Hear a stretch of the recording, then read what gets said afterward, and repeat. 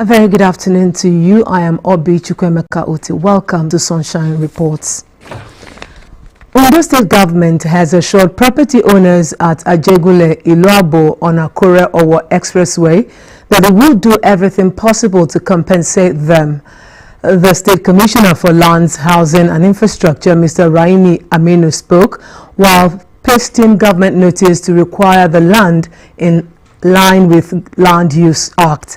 Zimwe Bemi has more.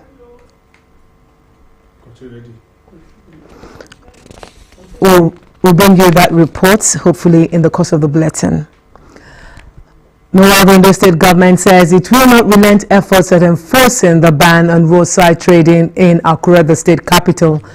The State Special Task Force, led by the Senior Special Assistant to Governor Akeredolu on Special Duties and Strategy, Dr. Donyo Debowale, was at Erekeson and Obadeshida markets in Akure, where he reiterated government's resolve at activating punitive measures against defaulters, adding that the State Special Task Force is collaborating with men of the Nigerian Police Force to enforce the order.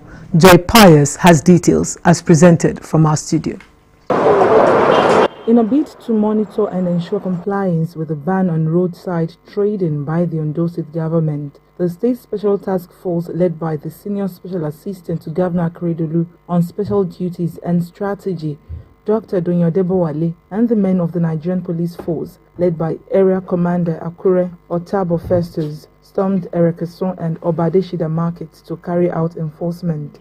The team went around the markets warning traders against trading on road corridors and walkways, saying such attitude would no longer be tolerated. At the various markets, traders who initially flouted the directive were seen clearing their goods as the team compelled the traders to adhere to the laid down directives.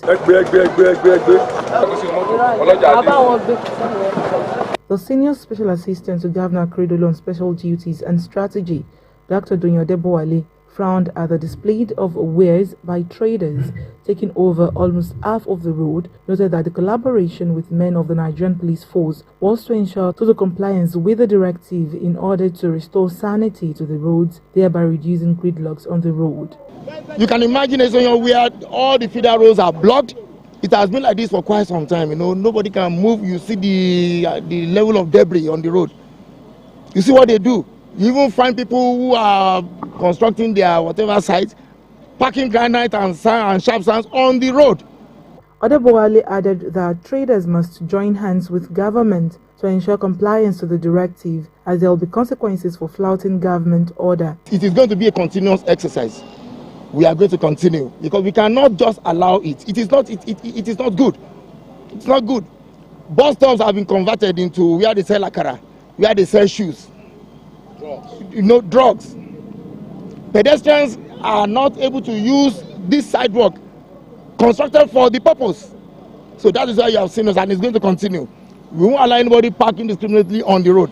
We won't allow them. We have instructed the police to arrest anybody who tries to disturb, the people of the state.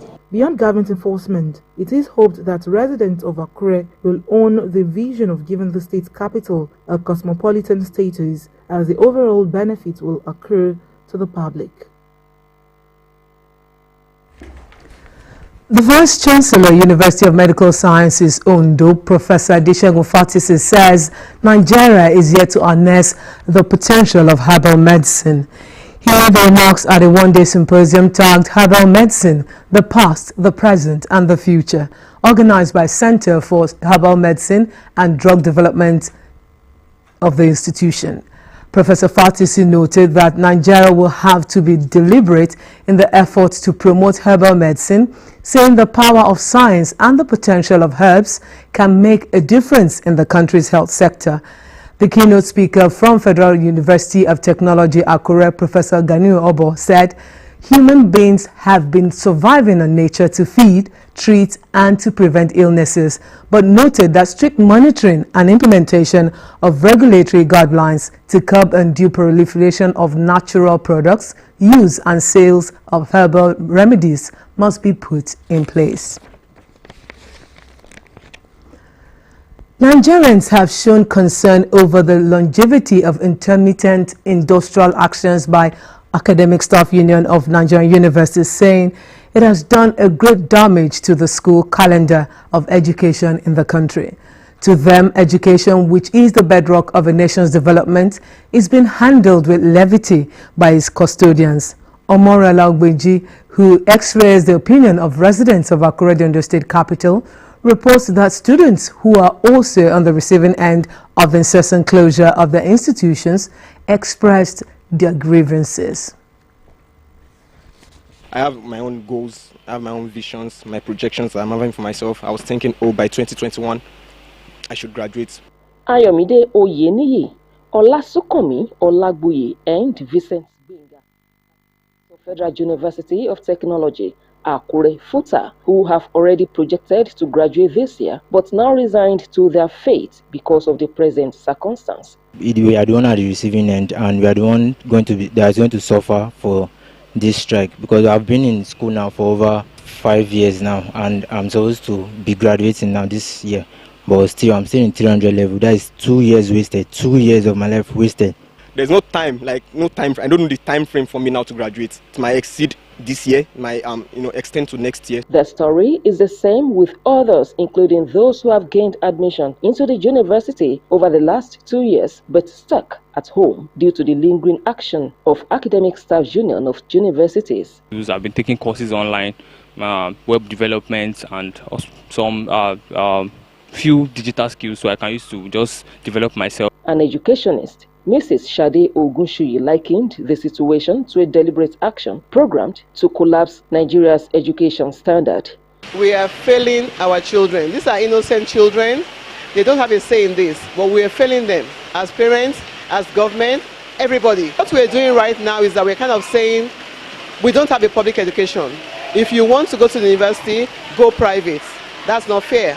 Professor Williams Adiromu had served in the capacity of Vice-Chancellor in 3 different universities in Nigeria, and Professor Josiah Babatola of Civil Engineering Department, FUTA, said the action has disrupted the academic calendar of virtually all government universities in the country, thereby making it difficult for lecturers and students to plan their lives. If a student is supposed to spend 4 years in the university, and in the 6th year he or she is still struggling to complete his or her university education, that's a disaster. There are layers of students who have done the JAM, they have passed the JAM, they won't be given the admission, they cannot come in because of the people on ground. And now another set is coming in. Okay, so we are having about 2 or 3 layers now. So we have to start staggering our academic activities. Meanwhile, you have to give the quality of what is said. Otherwise, we are endangering the future of the country. They frowned at the consequences this action will have on the students who are supposed to be engaged in academic activities but left roaming the street hopelessly. The easiest way to kill a nation is to ignore the educational development of that nation. And that is what we are facing right now in this country. The students, they are in trouble. You, even the lecturers, you are in trouble because the flow will not be the way it should be. The flow will not be the way it should be. You should, by now, I mean, we will have forgotten that we have taken the exams, and then we are preparing for the next semester. Now we have not finished the 4th semester, so you do yourself as a lecturer, you cannot plan your life. Meanwhile, ASU National President Professor Emmanuel Usodeke, in a Zoom interview, bemoaned the situation, insisting that government should prioritize and fund the education system for the country to regain its lost glory. In the meantime, the Trade Union Congress of Nigeria has vowed to join the ongoing strike by ASU if the federal government failed to address issues raised by the union and put an end to their action. Omoriola Hunwiji, Osrc News. Last month, the Independent National Electoral Commission (INEC) announced that 1,854,859 printed permanent voter cards (PVCs) are ready for collection ahead of the 2023 general elections. While it is imperative for eligible citizens to obtain their PVCs in order to vote in any election, available records show that in Ondo State, 343,886 PVCs were not collected build up to the 2019 ballot. Zaid Aribisala in this report takes a look at how well the electorates are exploring the ongoing continuous voter registration exercise. Flashback to the build-up to the 2019 general election, the Independent National Electoral Commission (INEC) announced that 72.8 million Nigerians collected the permanent voter card, marking 86.63% of the 84 million registered voters. In Ondo State, 343,886 PVCs were uncollected. Ahead the 2023 election, INEC Chairman Professor Mahmoud Yakubu disclosed that over 1.8 million permanent voter cards have been printed and ready for collection. This development is worrisome because of the time and resources expended in handling these cases. Even more disturbing are the strong indications that some of our staff may be complicit in facilitating these infractions, notwithstanding the stern warnings. This window of opportunity, according to findings, is gradually being utilized by some eligible residents in Akure, like this young man, Mr. Olatomiwa Akindibo, who has never voted since he registered for his permanent voter card in 2017. 5 years after his registration, he is back at this INEC local government office to pick up his card. Due to say if I call, I could meet people for grant, and that is the reason why I just say maybe God never support me, say make I come. But now don't reach time because I think they go like this. Now everybody supposed to go out, say may everybody vote you, because now we fit do now our nation. Another individual in a similar situation is Olamide Oluwatobi, who says his registration since 2016 cannot be recovered upon his return for collection in year 2022. Registration, but to vote, reason why mo fi wan sin pe kí lè gba plastic kí lè vote. INEC had announced that Nigerians who registered for PVC from June to December 2021 can have their cards collected at designated local government offices, just as it assured those who registered between January and March 2022, as well as those who are currently doing so, will have their PVCs ready for collection before the 2023 general election. Sahid Aribisala, Osrc News. Meanwhile, the National and State Houses of Assembly Elections Petitions Tribunal panel has issued a notice of inaugural sitting for the 2022 election in Akure. In a statement by the secretary of the panel, Mr. Shegun Wojobi, the tribunal said it will hold its maiden sitting tomorrow, May 13, 2022. Back to the story where Ondo State government has assured property owners at Ajegunle Iluabo on Akure Expressway that it would do everything possible to compensate them. The State Commissioner for Lands, Housing and Infrastructure, Mr. Raimi Aminu, spoke while pasting government notice to acquire the land in line with Land Use Act. Zime Bemi has more. According to the Land Use Act, government reserves the right to require its landed property for socio-economic development. It is in accordance with this that Ondo State government reacquires a portion of land at Ajegunle Iluabo for public interest. The state government is proposing to site Medical City, neighboring markets, among others in the area. The Ondo State Commissioner for Lands, Housing and Infrastructure, Mr. Raimi Aminu, assured residents that government will do everything possible in developing the land and its people. Part of the process is to get approval. After the approval, the survey of the area, and we serve acquisition notice. That's what we're going to do to carry out today with our men and other stakeholders. So from the feedback I got, large number of them collected and signed. Director of Lands and Services, Akin Akimola, explains the essence of pasting government directives on various houses in the area. Let us know what you have on the land, whether you have crops, whether you have building on the land, so that government can compensate you, that you will not be at loss. So that is it. We are doing what is called sensitization information, that people who have property on the land, they will be aware of government intention to use the land for the good of the people. Olu of Eleyewo Agumbiade appealed to the people of the area to remain calm and cooperate with government. If the government is coming back to reacquire the land. It's the duty of government to do what they want to do. So ìwọ̀nba tẹ́ fún wa ó tẹ́ àwa lọ́rùn àdẹ̀ṣiṣẹ́ lé lórí ẹ̀yin tẹ́ fẹ́ lọ ṣiṣẹ́ ẹ̀ ṣe pẹ̀lú sense. Some of the areas visited include Eleyewo, Iluabo, Ajegunle, and other neighboring communities along Akure-Owo Expressway. Zimo Ebiemi, OSRC News. More Nigerians have joined the call for the resignation of Central Bank of Nigeria Governor Godwin Emefiele should he show intention to contest in next year's election.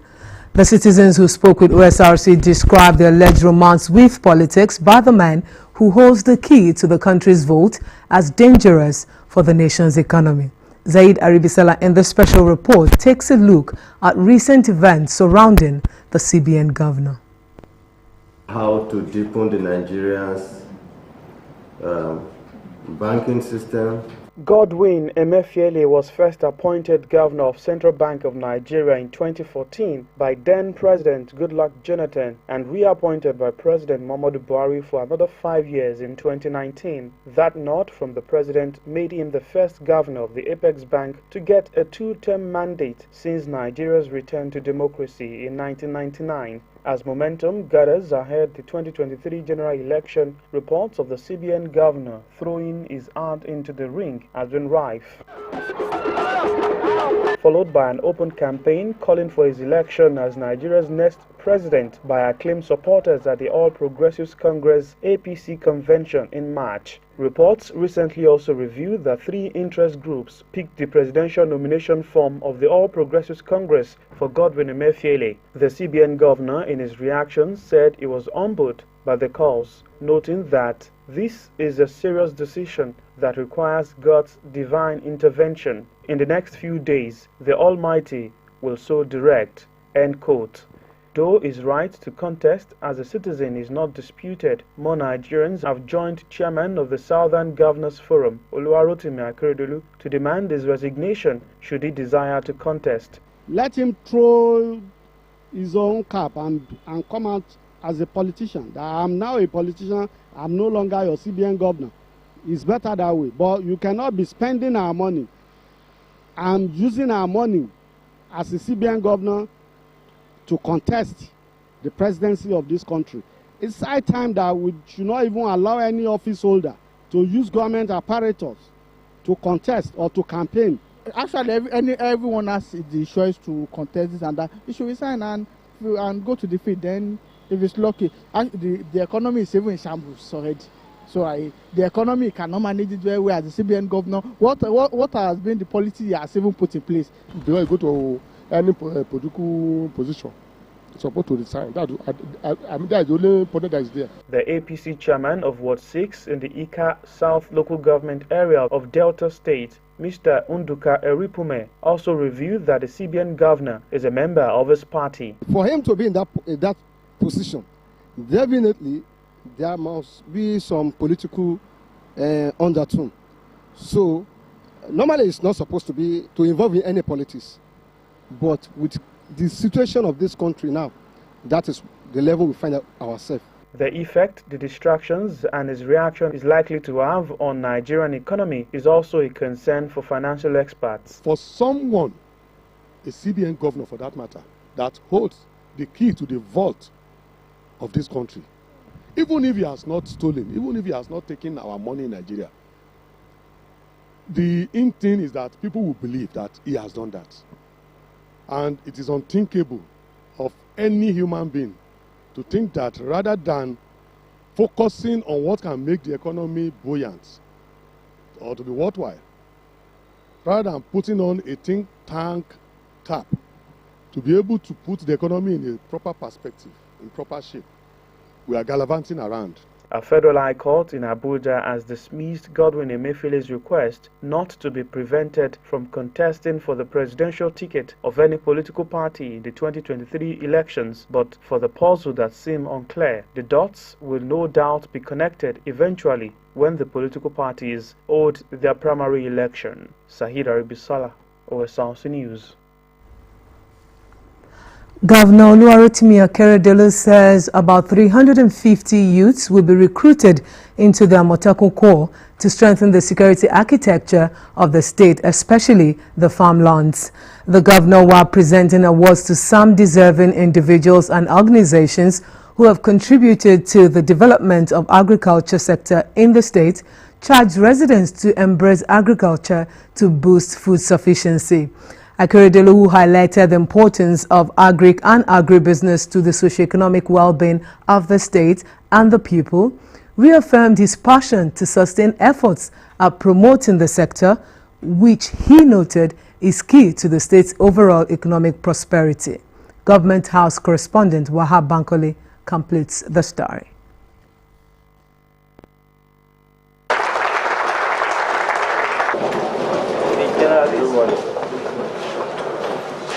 Seated here at the Cocoa Conference Hall of the Governor's Office in Akure are distinguished individuals who have contributed to the growth and development of the agricultural sector in the state. The Senior Special Assistant to Governor Akeredolu on Agric and Agribusiness, Mr. Akin Olotu, said the state government has put machineries in place to make the state the hub of palm oil production in Nigeria, as the state government recognizes individuals who contribute to the growth of the sector in the state.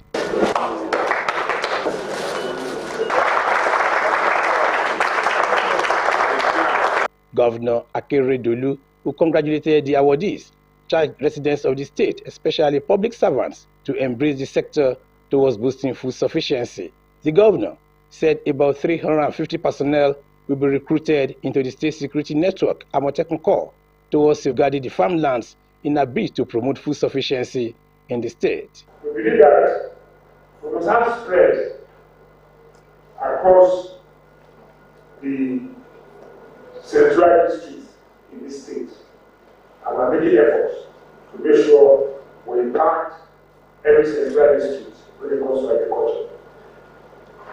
Since February 2017, we have tried to put everything in place to ensure sustainability of our schemes and to inculcate necessary entrepreneurship skills into our youth. It's important. We have embarked on this, and the lending of about 2.4 billion naira to oil palm farmers via the rainbow initiative is open to all of you. There is a move to launch Ondo State into one map as a palm oil producer. Akeredolu, who highlighted the importance of agric and agribusiness to the socio-economic well-being of the state and the people, reaffirmed his passion to sustain efforts at promoting the sector. He noted that agriculture is key to the overall development of the state and crucial in promoting its economic prosperity. On agri for those states, today, we supply about 5% of tomato that is being consumed in Lagos.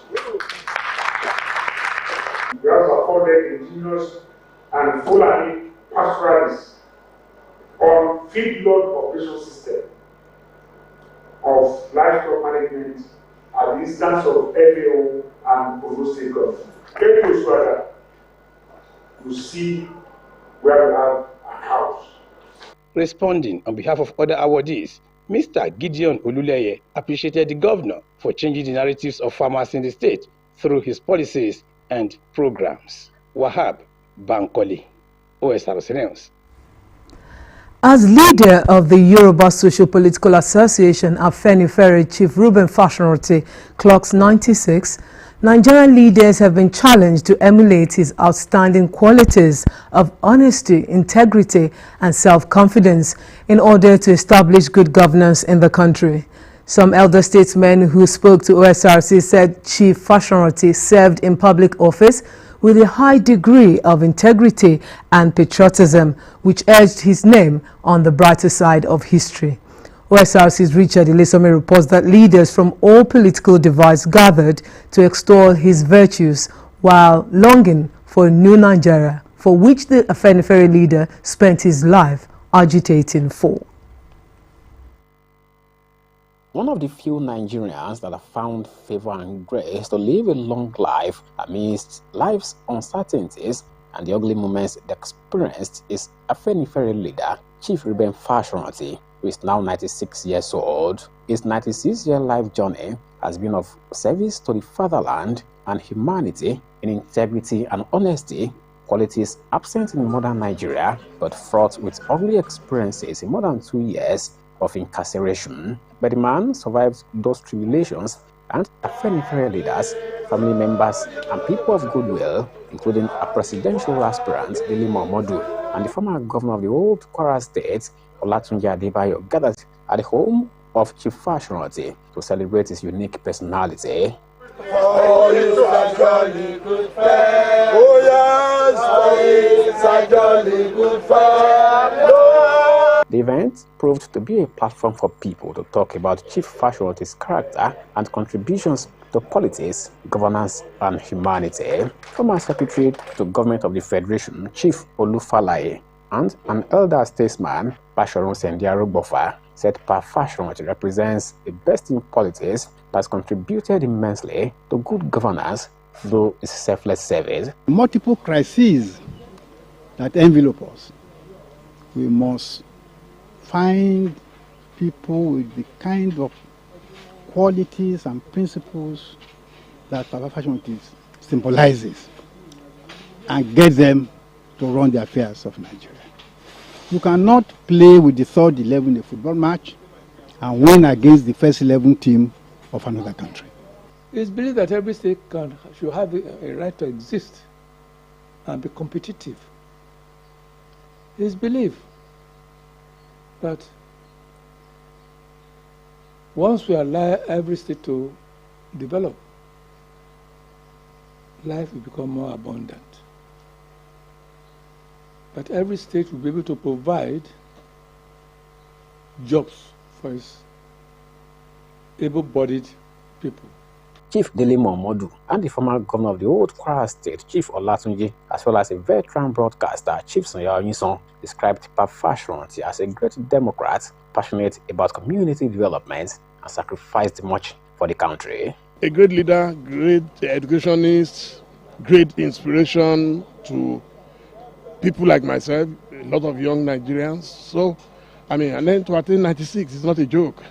So I'm very, very happy that I was able to join him today. We are praying to be as useful as he has been to his people, and to we who are his children, though not born by him. It's a privilege to work with him, to work under him, to be guided by him.